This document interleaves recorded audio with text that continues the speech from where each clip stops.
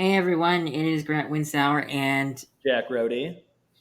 back here on the Bear Claw cast today, and we are giving you our reaction to the terrible Bears versus Commanders game. And I say that actually as kind of a terrible ending, not a terrible game. Well, actually, in terms of how the score went, it was. But before we get into it, I want to clear the air real quick. Why you haven't had a new podcast from us about 6 weeks. I had a medical crisis that sidelined me for the past 6 weeks, but I am back now, fully healthy. How are you? How have you been, Jack? Recently, anything fun happening down there at school for you? What's going on? Yeah, not too much going on. I'm excited to be back. It's good to see you back and healthy and able to do this podcast again. We've been itching to get back and give you guys some more Bears insight and news. So happy to be back and sharing our information again.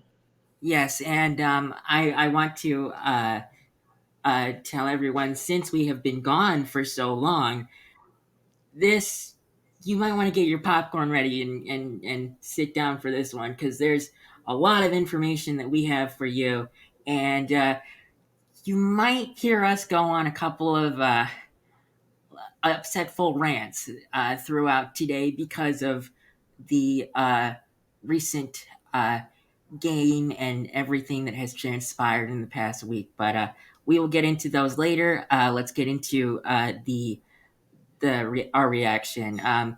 It did not go as planned for the Bears. It was reported all week that the Commanders would be without rookie quarterback Jane Daniels because of a rib injury. So they probably prepared um, more for Marcus Mariota. Now it is important for me to note that they do have similar skill sets because of their running ability, but Jaden Daniels is the younger new stud, and Marcus Mariota is the old time past running quarterback. So, they probably were going a little slower because they were preparing for Marcus Mariota.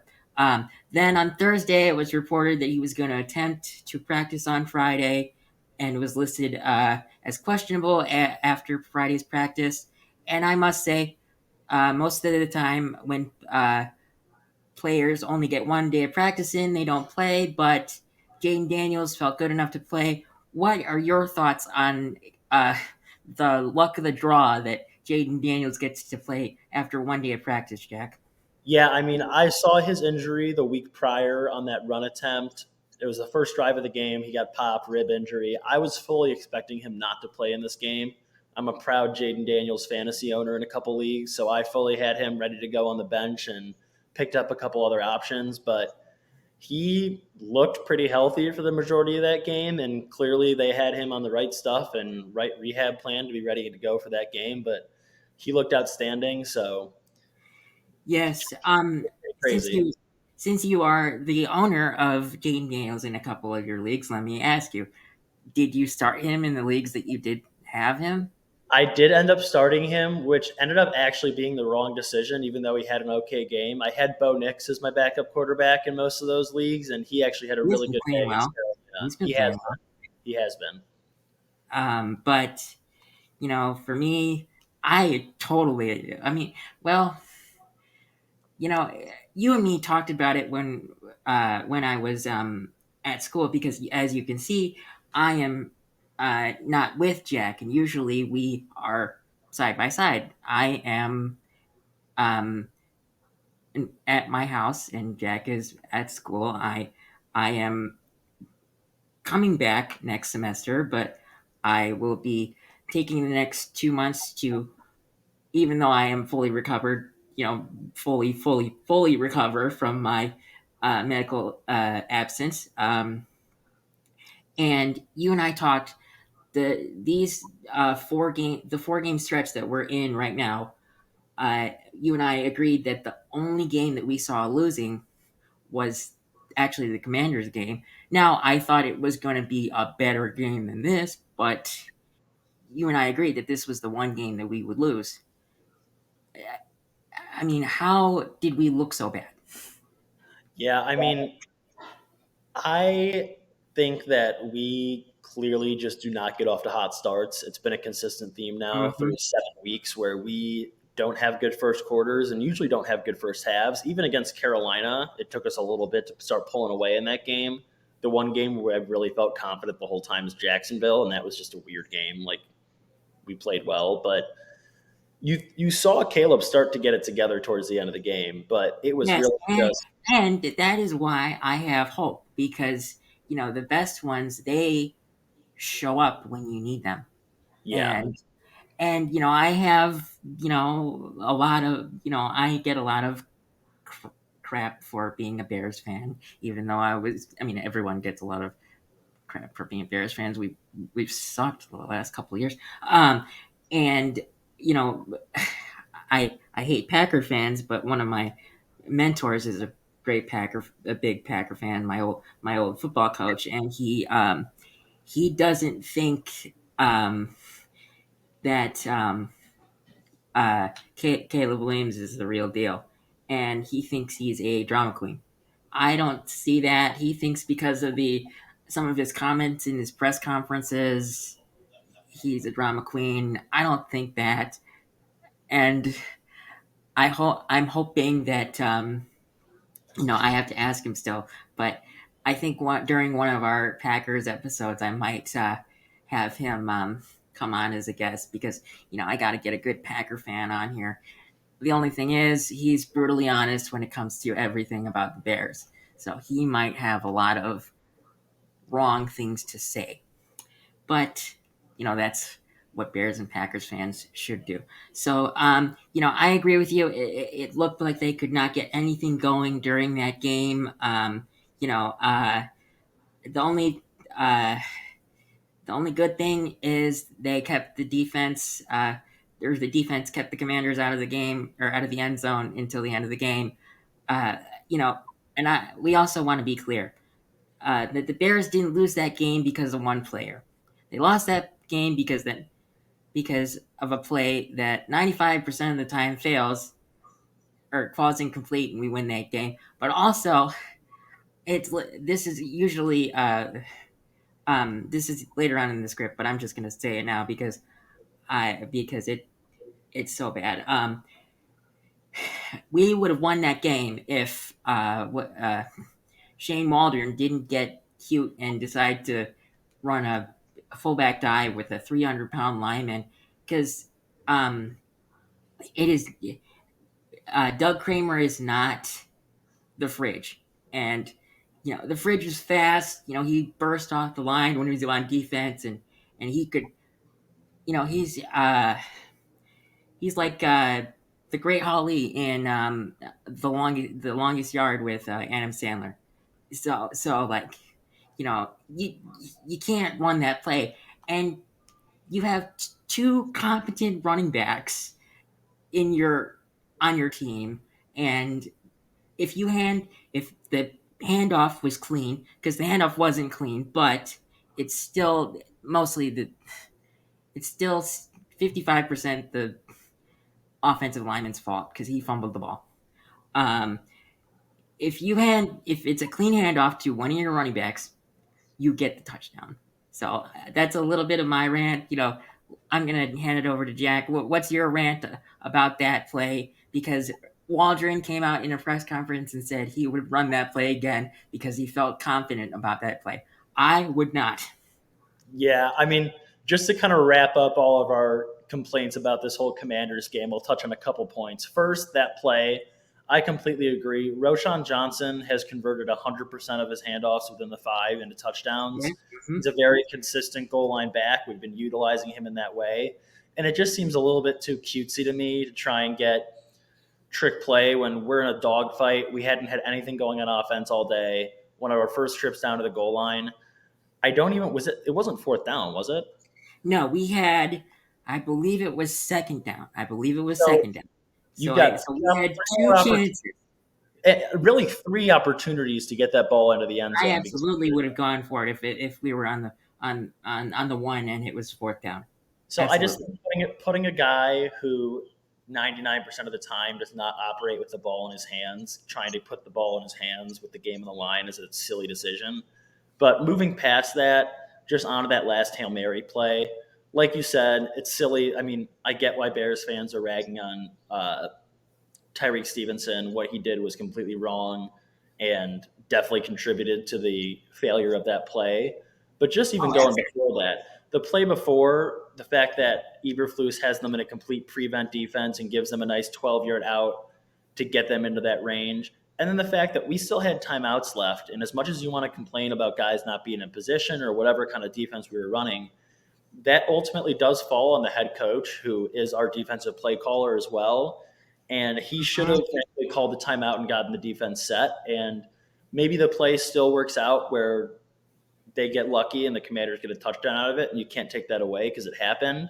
But you can control the preparation and you can't control the outcome. And we still chose to not control the preparation aspect of it, which is what frustrates me the most. yes, yes, and there are a couple things that I want to add here, really quickly, and then we're probably going to end off on that because in terms of the Bears and Commanders games, we got plenty of other stuff to talk about. But the Bears were without Jaquan Brisker and um, Kyler Gordon this past week, and sadly, they still are, most likely. I can't believe that. I mean, Jaquan Brisker got his concussion 3 weeks ago. I don't think it usually takes 3 weeks to recover from a concussion. I No, don't. he has had a little concussion injury history, though. So I think that might Yes, be yes. getting. I'm sorry. He does have a history, so I understand that. But I mean, Kyler Gordon practiced a little bit. Yeah. Well, Friday, in case you watch this Sunday, or any other day. But I don't think that even though Jane Daniels went in the game with 1 day of practice, I don't think Kyler Gordon will be um, uh, active tomorrow because uh, uh, a report came out that they activated Larry Borum and I think Reddy Stewart for tomorrow. So, and I mean, Reddy Stewart did play good in preseason, but that was also against backups. So, we'll see. I want him to be successful because he was the stud in the preseason, but you Was. know, we'll see. Um, so you have to put those factors in. If Jaquan Brisker was in the game, or Kyler Gordon would have, or would Noah Brown been one of their responsibilities instead of uh, Tyreek Stevenson. So that's a big if, but we'll see. Or you never know because you can't know anymore. But the good thing is, the Bears have two winnable games the next 2 weeks in the Cardinals and the Patriots. Um, as long as Jalen Johnson shadows Marvin Harrison all or most of the game, I think the Bears should be able to shut down their offense in terms of passing because he is their only legitimate big threat. They have other threats, in Michael Wilson and James Greg Conner, Phillips. but Marvin Harrison is the guy that gets you 100 yards. So I mean, I think in the next 2 weeks we could be sick. I'm hoping we can be 6-3, but you know, it's a it's a hard thing to look into because after that their schedule gets very tough, um, and I don't have much confidence in in a lot of the Bears coaching staff more than their team to say, oh yeah, we can go into uh, Green Bay and beat them twice or any of our divisional opponents because they have all been playing great. And I am going to actually uh, uh, talk to or have you talk about something else, a topic that you brought up earlier in one of our earliest podcasts later on, where you said that um, Sam Darnold would be MVP. And in fact, honestly, I just said his name, so why don't we go into that? So you said that you were a big fan of uh, Sam Darnold going to the Vikings, and when you told me that, and uh, you know, mentioned it on the podcast, I kind of laughed at it because he has sucked. But why don't you go into why you think he could be MVP? Yeah, I mean, when I said that, I was a little bit skeptical myself. I look a lot I'm better. sure everyone would have been. Yeah, I mean, it looks a lot better in retrospect. The reason I thought that he had such a good opportunity to be a solid NFL quarterback this year, and why I thought that he had a dark horse shot at MVP, is he has just been in terrible situations throughout his career, whether that be in New York and Carolina. And I mean, obviously, he was backing up in San Francisco last year, so that doesn't count all too much. But this was the best head coach he had played for in Kevin Mhm, O'Connell. absolutely, I Runs agree that with that. team, and the fact that they had two elite wide receivers, and I would consider Jordan Addison an elite wide receiver too. Maybe not based off of production, but just based off of skill and potential. Well, I mean, he went to USC. I mean, well, okay, he went to Pitt and then transferred to USC his final year. But you know, it's all about where you finish. Yeah, and I was just a big believer. They have a talented offensive line, and I was just a little bit more high on the Vikings this year than I think a lot of people were. I know a lot of people were predicting them to finish last in the division, which still may happen just because of how good the division is. But I think people were underselling the talent that they had on the offensive side of the ball. And we've seen what Brian Flores' defense has been able to do. And that's honestly contributed to Sam Darnold's success just as much as anything on the offensive side has, because the Vikings have been starting with great field position on the majority of their drives and their wins this season. So it's And all just played perfectly into his hands. another thing that I wanted to bring up, I'm kind of going to move around the script a little bit because Go ahead. because this was something that I was going to talk about later, but since we're talking about Vikings, let's talk about it now. So the Vikings lost Christian Darrisaw, and then proceeded to trade a seventh round draft pick for Cam Robinson, a starting left tackle for the Jaguars. How do you get someone for that cheap? You know, that cheap. Like, I Yeah, mean, it's no, you keep going, keep going. Sorry. for me, because when it was reported, it was reported with, he has a $16 million cap hit. I think that's a big part of it, but like, still, like, no starting caliber people usually are traded for that little at the trade deadline. Like, okay, the only reason that I think Montez Sweat and Chase Young were traded was because they actually got good value for them back when we traded, back when the Bears traded for Montez Sweat, and then back when the Saints, or who traded for uh, Uh, San Francisco. San Francisco. Thank you. He went to the Saints after. I'm sorry. Um, Yes. but they got good value as a second and a third. So how do you get a starting left tackle for that little value? Yeah, I mean, it is crazy, and it's rare to see offensive linemen move at all at the deadline, just because that might be one of the harder positions to learn a new playbook in, like learning protection schemes, learning exactly how you're supposed to block on what different type of play.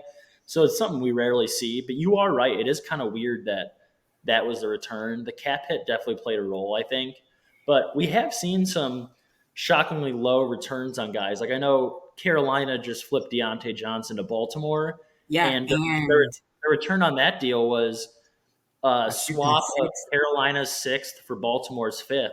And when you Yeah, think about that, Baltimore's fifth is most likely going to be towards the back end of the fifth round. absolutely. Carolina's sixth rounder might be the first overall pick of the sixth round. So I mean, they really just got rid of Deontay Johnson to move up about 15 spots in the draft, which is pretty crazy to me. yeah. I mean, let me comment on this a little bit. That's not really gonna you know be any player of value for the Panthers, because they're gonna be the first pick again, and I think they will be uh, the the uh, the worst pick in the first pick in the draft again, and I think they will be firing Dave Canales because Bryce Young isn't the answer. But I hate to say it, but you you have to start over because he has no help. I mean, it's just that bad. I Yeah, mean, I think the nail in the coffin for him was Andy Dalton coming in and playing like prime Andy Dalton, however good you want to say that is. But I mean, absolutely, absolutely. like the offense looked significantly better with Dalton under center than Young. The craziest thing about uh, if the Panthers have to draft another quarterback is Bryce Young could somehow still compete for the spot because the quarterback options are not up to the No, caliber of last year. yeah, this year's draft is There's nowhere near. no there's no clear cut. Oh, like this guy is the next generation Aaron Rodgers or whatever you want to say. Like you're screwed, and it is bad in Carolina. I mean, good luck. Yeah, Um, so there's been a lot of topics that I have been reading on, but there's one that caught my eye, and I'm sure it's going to catch a lot of other Bears fans' eyes in the future. And that is the topic of Lions offensive coordinator Ben Johnson. Last offseason, he was one of the hottest. He was the hottest uh, offensive coordinator to be up for a head coaching job besides Jim Harbaugh. And even though everyone thought he was going to go to the Commanders and uh, because they wanted him, uh, although I must say, Dan Quinn does not look like a bad option now. So I mm-mm. will, I think but he also has a very good track record of building good um, Staffs around staff- him. staffs throughout his head coaching stops. So that's a good thing. Um, but Johnson turned it down to stay as the Lions OC. But reports have come out and said that he actually wanted the Bears head coaching job if it was available. I have a few questions for you, Jack. Number one, do you think Ryan Poles will make the right decision and hypothetically fire Eberflus if we don't make the playoffs based on our remaining schedule? Yeah, I mean, I think that if we fall short of 10 wins, if we go 10-7 and miss the playoffs, I don't think Eberflus gets fired. If we win any less than 10 games or miss the playoffs, I think he has to go. Quite frankly, So okay, let me ask you this. I'm gonna read you the remaining schedule besides the Patriots and the Cardinals because I want to say I think those will be wins. I believe they will be wins. So let's go into this. We play the Lions twice, the Packers twice, the Vikings twice, the 49ers and Seahawks. Out of those 8 games, how many do you think we win? if I had to be optimistic, I would say that we can win 5 of those games and finish with 11 wins. If I was being truthful, I think that we probably get somewhere from 2 to 4 wins in that stretch of games. As much as I hate to say it, I think the truthful self of you is right. Yeah, I just like looking at it like from the optimal standpoint, we would split with the Lions, Packers, and Vikings and potentially sweep one of the three of those teams and then beat either the 49ers or Seahawks. But the way I Between see it, between the Seahawks or the 49ers, I think the easier one is the 49ers. Or oh my god. really, Do not how, no. I take that back. I take that back. I'm talking too fast. It's the Seahawks are the easier team. There's Kyle Shanahan is the offensive mastermind of football outside of Andy Reid. So it's There's three. It's Sean McVay, Kyle Shanahan, and Andy Reid. Those three are the offensive masterminds of the NFL until it ends. Um, so I mean, I think you have to go with your, truthful self and say we get four. Yeah. Yeah. So, and then my questions to you for bench, because I want you to I should have said this earlier, but since I put three head coaching options down, obviously one of yours would be Ben Johnson because he's going to be the best option. But who are some other options that we should consider for as an offensive mind so we can help Caleb get to the best of him? I think the name that jumps right off the page, even though they're not having as great of a year offensively, is Bobby Slowick from the Houston Texans. That's a good one. That's a good one. I know he's not jumping off the page right now, but Yeah. we need to consider a few things here with that. Mhm. That's a very good option, and I say that because he is without Stephon Diggs and Nico Collins. He's without Stephon Diggs for the rest of the year, but but Sorry. Hold on one second, Grant. My you're roommate good. just walked back in. You're You're good. good. Sorry. No, I texted you. Sorry, I didn't see your text. That's my bad. No, it's okay.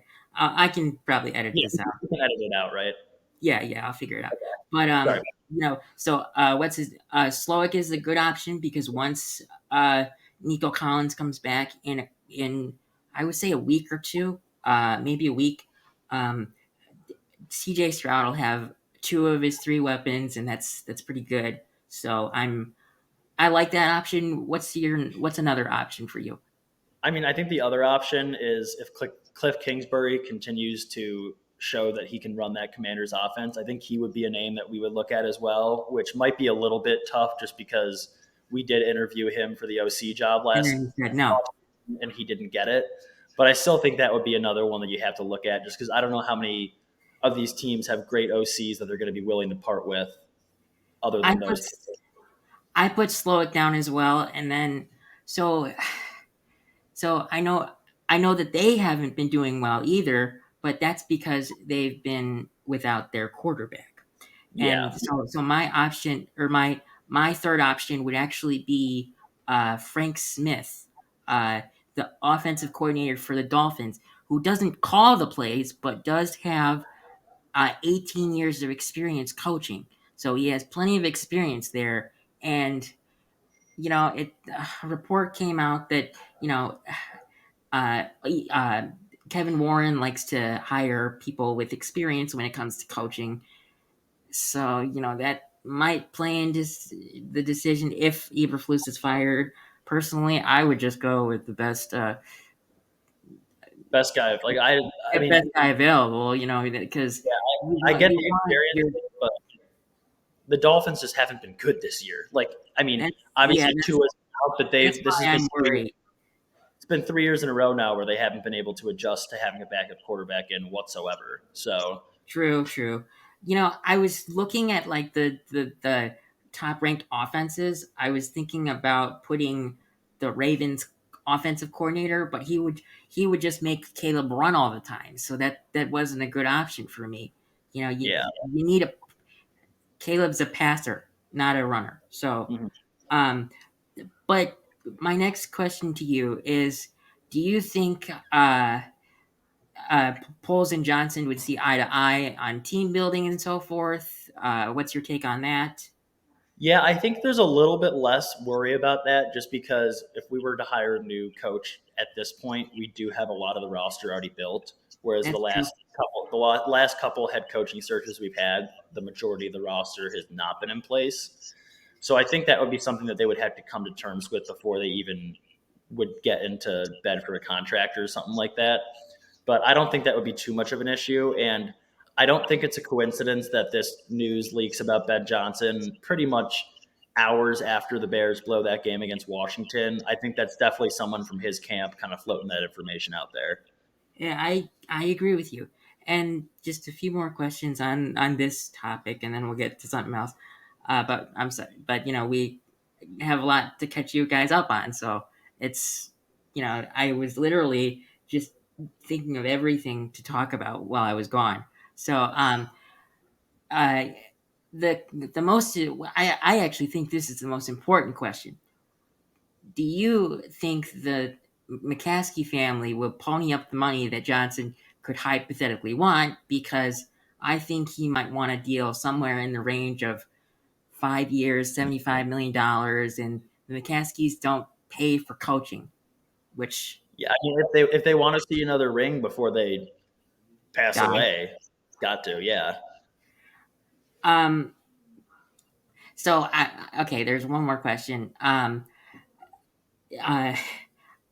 do you think is Ben Johnson, a good man to take the lead? Because we thought that Matt Nagy was a good hire, and he was the first year, but after it went down from there, so Nagy was a product of Andy Reid. So do you think Johnson is the best option? yeah. I mean, I think it's really impossible to know until you get someone running their own room. Like as great as he is as a play caller and as creative as the Lions have been in offense this year, you never truly know how someone's going to react as a head coach until they are one. Uh, you've seen it time and time again. Josh McDaniels was always a hot name when he was the offensive coordinator for the Patriots, and he Wasn't a obviously great head coach. two failed stints as head coach. Obviously, Nagy's one you can bring up. You bring in Chip Kelly from the college ranks, who's obviously a very creative offensive mind, and that didn't end up working out. So it's really a shot in the dark. You just got to give yourself the best shot based off the We information you have to have. hope. Yeah, exactly. You got to give yourself a good shot, and I think Ben Johnson's a terrific shot if we were to able to go that direction. Yes, yes, I can agree with that, and I'm gonna scroll past the uh, Sam Darnold part because we. Oh, actually, no, no. There is something that I want to ask you. So Darnold has 1,610 passing yards with 14 touchdowns to only 5 interceptions. Uh, what do you think his end of the season stats could be in terms of touchdowns, interceptions, and yards? Just throw some numbers out there. Hypothetical guess, and I'll say if I agree, if it could be higher or lower. What are your thoughts on that? I'm going to go based off what he's got right now. I'll say he finishes with about 3,900 yards with 29 passing touchdowns and 13 interceptions. I think that's it. I think that's great. I think that's great. I mean, Probably not MVP level, but I mean, still one good let's season. just be real. Every year until Mahomes retires, he will probably be MVP. Or Except he, I don't know about this year. He's been stats wise, he's been a little bit and okay, maybe not the. I mean, honestly, if you wanted to pick anyone else to be MVP this year, this was the year to do it mhm. because Mahomes somehow, even with his terrible stats, or not terrible, but underperforming stats, is still wait One of the betting. I think it's him eight and and Lamar. oh. It's they're 8-0, right? Yeah, It's week 9, right? It's week. yeah. Okay. So I think next. they're 7-0 because they had their bye. Oh, yes, they're 7-0. I'm sorry. Um, Well, so when I was working on the script Wednesday night, I thought I was finished, and then I came across an article that highlighted Caleb Williams' awareness. First off, the play before the Hail Mary, the out route that the Commanders had. Williams was trying to get the attention of Eberflus so he wouldn't get a penalty, which they didn't get, but that shows that he is aware of everything going on in the Hold on game. one second, Grant. Um, See you, Mr. Quinlan. during the uh, second to last play the in the Commanders game. Um, so that, however, I have to. I mean, but let's just say, how big of a thing is that when you are a rookie and you're aware of everything? I mean, it's kind of it's It's great because I feel like that's how I always was as an athlete. Even if I wasn't on the field or involved in a certain thing, I still would be running through what should be going on in my head. And I think that's a great sign that Caleb is doing that himself. The only issue is, why is our rookie quarterback having to remind our head coach about these things in the last See, see, post game? see, you see. We as fans are holding them accountable. Like everyone knows, as you know, a football coach, you have to be off of the sideline or off the field when a play is going on. So great point. But I have to give the bigger props to actually the last play, even though it was messed up. Because Caleb was trying to get the attention of Tyreek Stevenson, and let's just come out and say it. Uh, you should not be taunting with 5 seconds left in the game and with everything what's going on. But just but remember, we also said that if you don't run the cheesy fullback dive crap, it they don't have a chance to play that play. So there's give and take there, but still, you have to be focused. Um, Yes. you know, um, what's your take on that? I mean, go ahead, Jack. Yeah, I mean, kind of just a little side tangent to this, if you don't mind. Absolutely, go ahead. I like obviously most people thought the Bears had this game wrapped up, and my roommate just was in and out. And I just wanted to mention, my roommate was going as far as making newspaper headlines for Caleb Williams for the next day about how he let us down the field in the fourth and blah blah blah, and how he won this game. And then Wow, I might have to we when I get back down there, I might have to meet your roommate. yeah, he was. I mean, we call him affectionately King Jinx in my friend group. He is notorious for pretty much jinxing everything right before it happens. So less than a minute after he says that, obviously the Commanders go down the field.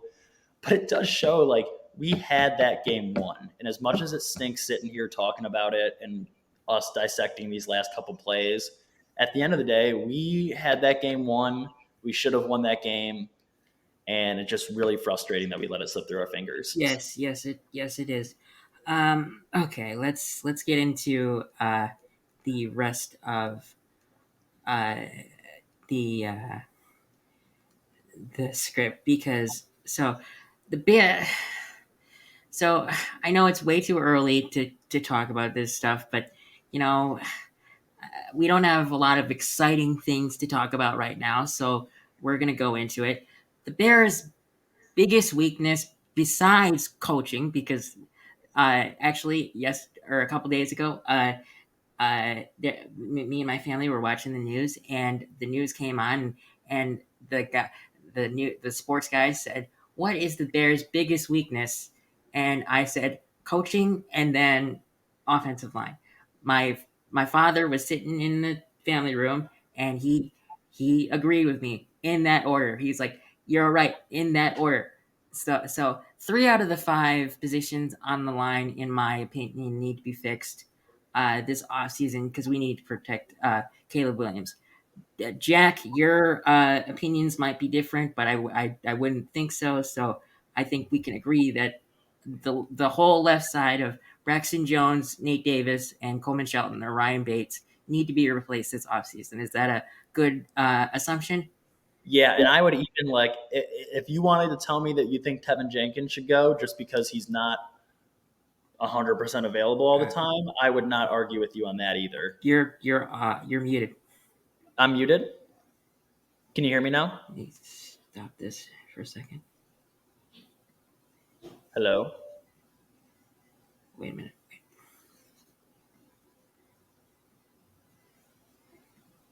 You're. Oh my god. Let me text you. You can't I hear don't me know what anymore? happened there.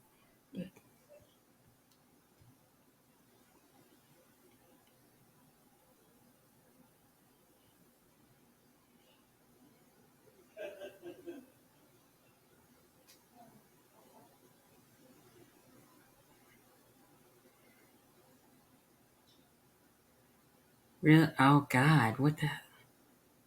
Well, I can't. Wait, are you? No, Hello, you're.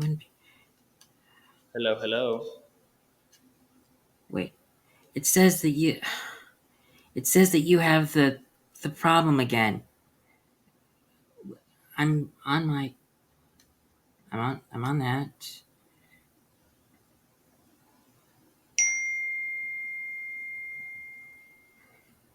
It just says that you're. I mean, I can't hear you. Let me stop this and try and figure Hold on out. one Oh my! Why is there always a problem? second. Yeah. Merge these together. But what was I saying? Crap. So you were talking about how the Bears' biggest offensive line issues are the combo of Coleman Shelton and Ryan Bates, Nate Davis, and Braxton Jones. And I was just going to say, like, if you wanted to say that Tevin Jenkins should be replaced as well, just because of how often he's unavailable, even though he's performed well when available, I would not disagree with you at all on that front. I know that he is uh unavailable a lot.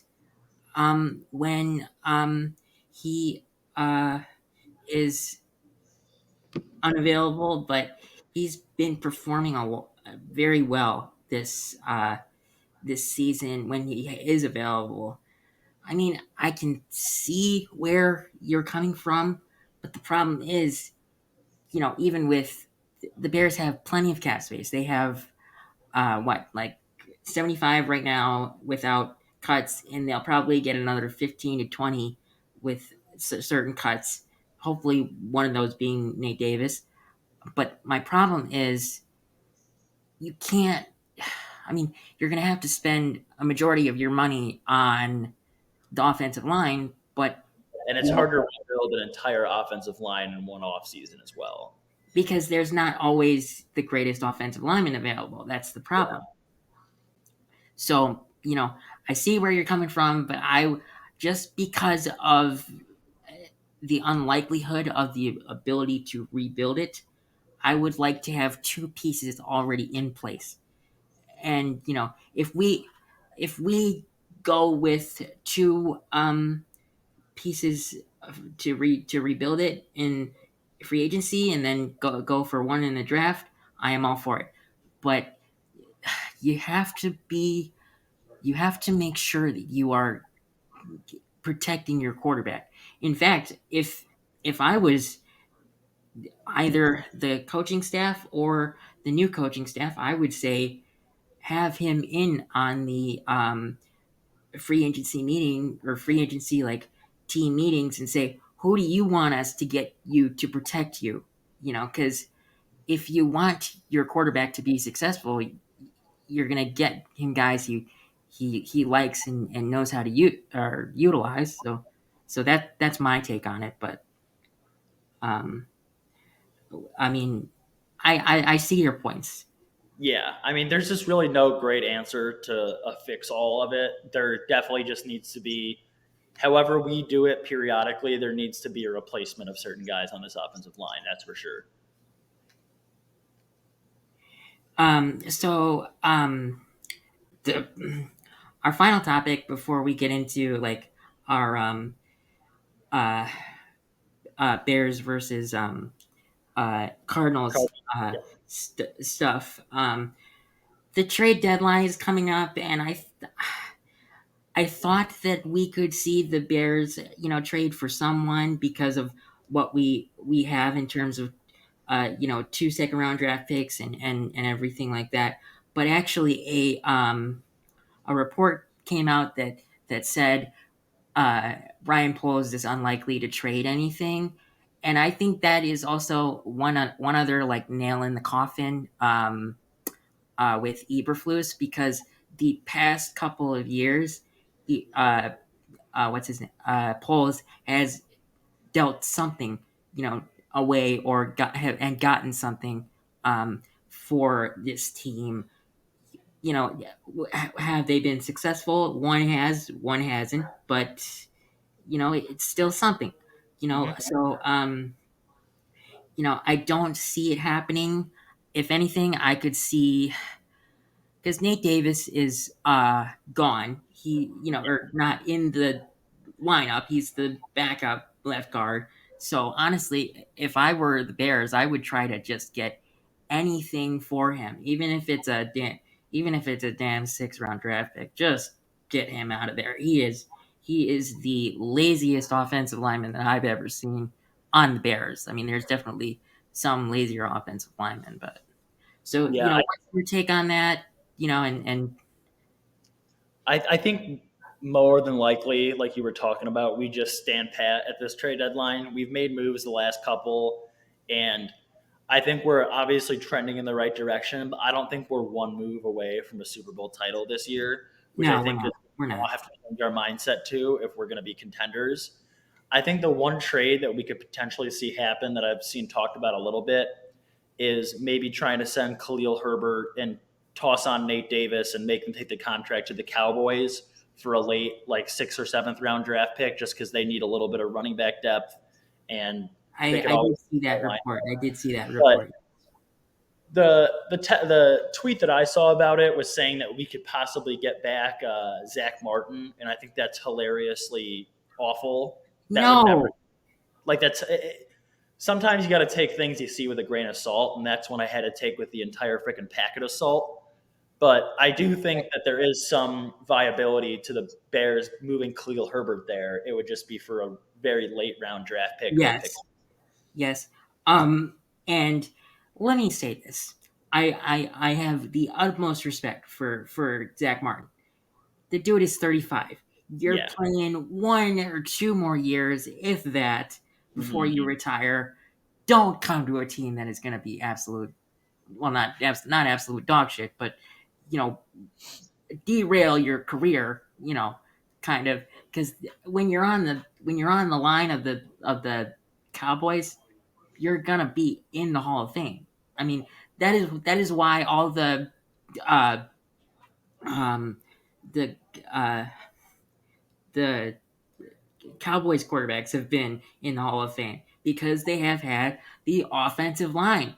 And if I had to give one piece of advice to Ryan Poles, I would say take the take a page out of their playbook and build the offensive line before you do anything else.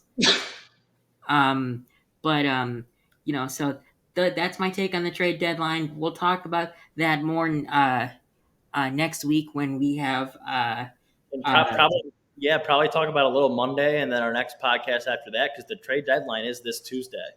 yeah, we'll talk about a little bit on Monday. We'll react to anything that has happened over the weekend, and then we'll talk to you about if anything happens for the Bears or the Patriots in the trade deadline, because I we will have my good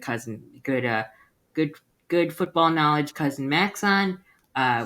We I had him on once when Jack wasn't available, so you'll get to see him this time. I am very excited for that. But let's get into like the Cardinals and Bears thing. So the Bears play the Cardinals tomorrow at 3:05, and like we talked about earlier, they only have one threat at receiver, rookie MHJ, and then Kyler Murray, uh, with Jalen Johnson most likely shadowing him. That may be enough to not take him out of the game completely, but slow him down. But I will say, no quarterbacks have thrown to Jalen Johnson's side of the field, so um, it might be worth it to bench Marvin Harrison Jr. Now, do not quote me on. I would not take my advice on that because Marvin Harrison Jr. is still a stud. Yeah, But so here goes Marvin Harrison Jr. for 10 catches, 200 yards, and 3 touchdowns on Sunday now after you said that. please, please do not do that. Do not do that. But it's. I'm just saying it's an All-Pro corner against a rookie. So what are your thoughts on that, Jack? Um, Yeah, I mean, we've been talking about this game as if it's a surefire win. I don't think it's a surefire win. We should win this game. I think we're actually 2-point underdogs, if I I was I correct. think so. I think that's correct. I think that's correct. I think the key to this game is not letting James Conner get off to a hot start on the ground. We kind of saw that a little bit I think if the Panthers had anyone of a better team, we could have been in trouble that game because Chuba Hubbard got off to a real good start running the football. And I think that's really what the Cardinals are going to be looking to doing just because how strong the Bears secondary has been. It'll be interesting to see whether or not Jalen Johnson does shadow because, like you mentioned, he usually does just play his side. But I think this could be a matchup where their number one wide receiver is so much more talented than the rest of their receiving core that we do see him shadow. Uh, the Sure. last name I kind of want people to look out for is Greg Dortch on Sunday. Dortch is somebody who may not have the big playability that a lot of other guys have, but he's been the Cardinals' primary slot weapon for the last couple of years and definitely has a good reputation with Kyler Murray. And if we see a game where Jaquan Brisker and Kyler Gordon are not healthy again, I think Kyler would end up on him a lot as that nickel corner. So I think he should be a guy that we look out That for. that is actually if he plays, because remember he's going into it with one day of practice and a questionable Yeah, designation. Now, usually when they do have a questionable designation, they do play, but it's you one day never of know. practice is. I don't think it's enough. Give him Yeah, Sadly, give him one more week. Let him, come back and have 3 days or 2 days of practice and get him back for the and Patriots. he might be my favorite player on the whole team, honestly, Kyler Gordon, just the way he plays. So please keep him healthy and do not ruin this guy's career for a meaningless Week 9 game. That's Yes. all I can say.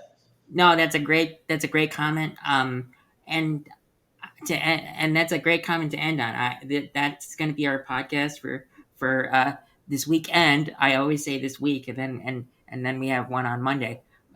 So we'll be back on Monday. My name is Grant Winsauer, along with my great co-host Jack Rohde, of the Bear Clawcast. Signing off. We will hopefully have a much more you know enthusiastic podcast for you on Monday. And this is not me saying that this wasn't enthusiastic, because we're coming back, but in terms of a team win. Uh, so exactly. hopefully we get you a good podcast for a team win next week or this week, and we will see you on Monday. Have a good one, Jack.